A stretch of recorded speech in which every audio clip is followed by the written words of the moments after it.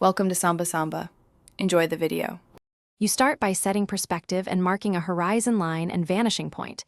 This tells you how the 3D will recede. Next, quickly sketch the flat lowercase a, an oval counter with a connecting stem, keeping proportions balanced.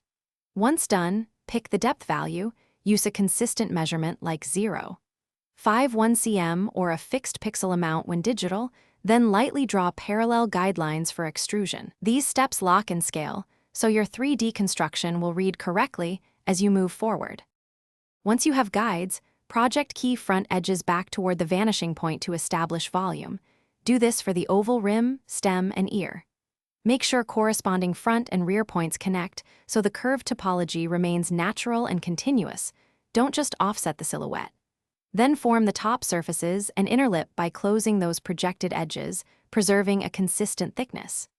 As you draw, check silhouettes from the perspective lines. Small alignment fixes now save big fixes later when shading and detailing. You finish by cleaning outlines and resolving overlaps so the form reads clearly. Erase unnecessary sketch lines and simplify intersections where strokes cross. Then apply shading. Place a shadow core along the recessed areas, add midtones on side planes, and put a small highlight where the light hits. This contrast makes the feel solid.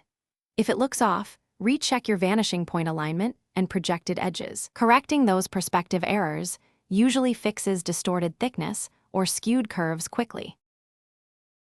Thanks for watching. Consider subscribing if we helped you.